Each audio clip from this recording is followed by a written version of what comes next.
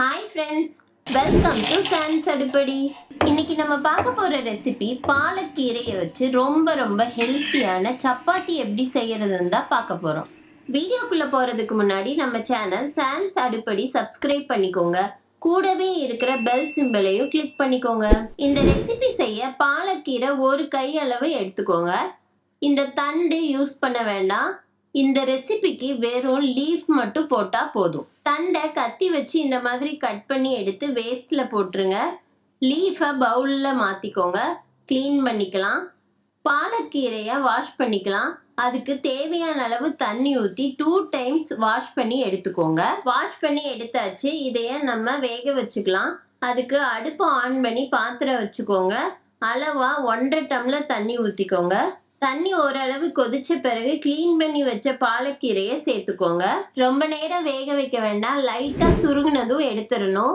இந்த மாதிரி கரண்டி வச்சு அமுக்குனீங்கன்னா 10 செகண்ட்ஸ் உள்ளேயே சுருங்க ஆரம்பிச்சிரும். 1 மினிட் விட்டால் போதும், சுருங்கிரும். ஜஸ்ட் கீரையை சாஃப்ட் பண்ணுறதுக்கு தான் பண்ணுறோம். எந்த சத்தும் நம்மளுக்கு வேஸ்ட் ஆகாது. 1 மினிட் ஆச்சு, சுருங்கிருச்சு. அடுப்பை ஆஃப் பண்ணிடலாம். கீரையை மட்டும் தனியாக வெளியே எடுத்து பிளேட்டில் ட்ரான்ஸ்ஃபர் பண்ணிக்கோங்க. ஆறணும். ஆறின பிறகு மிக்சி ஜாரில் போட்டு அரைச்சிக்கலாம். இந்த தண்ணியை வேஸ்ட் பண்ணக்கூடாது. சப்பாத்தி பிணையும் போது யூஸ் பண்ணிக்கணும். இப்போ சப்பாத்தி பிணைய ஸ்டார்ட் பண்ணிக்கலாம். மிக்சிங் பவுல் எடுத்துக்கோங்க. இதில் கொஞ்சமாக கீரையை வேக வச்ச தண்ணியை ஊற்றிக்கோங்க.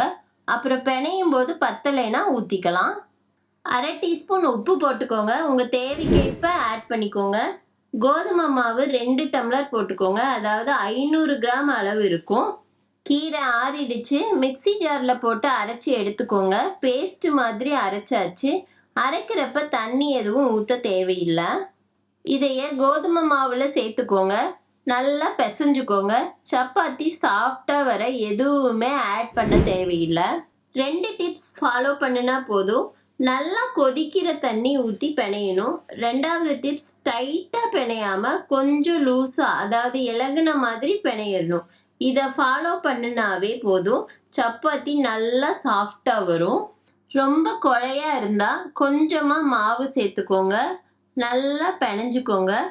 மாவை நல்லா 5 மினிட்ஸ் பிணைஞ்சுக்கோங்க. அப்போ தான் சாஃப்டாக வரும் சப்பாத்தி. மாவு நல்லா பசவாக இருக்குது. இதையே பிளேட் போட்டு க்ளோஸ் பண்ணி வச்சுருங்க. 10 மினிட்ஸ் ஊறட்டும். 10 மினிட்ஸ் ஆச்சு. இப்போ மாவை சப்பாத்தி கட்டையில் தேய்ச்சிக்கலாம். அதுக்கு சின்னதாக உருண்டையாக எடுத்துக்கோங்க. உருண்டை பண்ணிவிட்டு தட்டையாக இந்த மாதிரி ஆக்கிக்கோங்க. அதையே மாவில் லைட்டாக டிப் பண்ணி எடுத்துட்டு தேய்ச்சிக்கோங்க. நல்லா சாஃப்டாக தேய்க்க வரும். இந்த மாதிரி சப்பாத்தி தேய்ச்சி பிளேட்டில் போட்டு வச்சுக்கோங்க. இப்போ சுட ஸ்டார்ட் பண்ணிக்கலாம். அதுக்கு அடுப்பை ஆன் பண்ணி சப்பாத்தி கல் வச்சுக்கோங்க. அடுப்பை மீடியம் ஃப்ளேம்லேயே வச்சுக்கோங்க. சப்பாத்தி கல் சூடான பிறகு தான் சப்பாத்தி போட்டு எடுக்கணும். இல்லைன்னா சப்பாத்தி ரொம்ப ஹார்டாக வரும். சப்பாத்தி கல் சூடாயிருச்சு. சப்பாத்தி சுடுறதுக்கு நான் நல்லெண்ணெய் யூஸ் பண்ணுறேன்.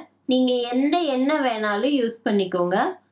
ஆயில் ஊற்றிட்டு இந்த மாதிரி ஆயில் ப்ரஷ்ஷை வச்சு ஃபுல்லாக ஸ்ப்ரெட் பண்ணி விட்டுக்கோங்க. ஆயிலுக்கு பதிலாக நெய் கூட யூஸ் பண்ணலாம். குழந்தைகளுக்கு கொடுக்குற மாதிரி இருந்தால் நெய் யூஸ் பண்ணிக்கோங்க. தேய்ச்சி வச்ச சப்பாத்தியை போட்டுக்கோங்க. ஒரு சைடு வெந்த பிறகு லைட்டாக பபிள்ஸ் வரும். அந்த டைமில் திருப்பி போட்டுக்கோங்க. அடிபாகமும் வெந்துடுச்சு. திருப்பி போட்டுக்கோங்க. செம்மையாக வந்திருக்கு. கீரை சாப்பிடாத குழந்தைகளுக்கு இந்த மாதிரி செஞ்சு கொடுத்தீங்கன்னா நல்லா சாப்பிட்ருவாங்க. கீரை இருக்கிறதே தெரியாது, கசக்காது, ஒன்றுமே தெரியாது. நல்லா வெந்த பிறகு பிளேட்டுக்கு ட்ரான்ஸ்ஃபர் பண்ணிக்கோங்க. தேய்ச்சி வச்ச நெக்ஸ்ட் சப்பாத்தியே போட்டுக்கோங்க. ஆயில் ஆல்ரெடி இருக்கிறதுனால இப்போ ஆயில் ஊற்ற வேண்டாம். ஒரு சப்பாத்தி விட்டு ஒரு சப்பாத்திக்கு ஆயில் ஊற்றிக்கோங்க. இதே போல் எல்லா சப்பாத்தியும் சுட்டு எடுத்துக்கோங்க. அவ்வளவுதான், சப்பாத்தி சுட்டாச்சு. அடுப்பை ஆஃப் பண்ணிடுங்க. அவ்வளவுதான், பாலக்கீரை சப்பாத்தி ரெடி. நான் பாலக் சப்பாத்திக்கு சிப்பி காளான் மசாலாவை சைட் டிஷ்ஷாக வச்சு சாப்பிட்றேன். சிப்பி காளான் மசாலாவோட ரெசிபி வேணும்னா மேலே வர லிங்கை கிளிக் பண்ணுங்கள். அது போக ஃபஸ்ட்டு கமெண்ட்லேயே இருக்கும். ஃப்ரெண்ட்ஸ், நிறைய பேர் சப்ஸ்கிரைப் பண்ணாமல் வீடியோ பார்க்குறீங்க.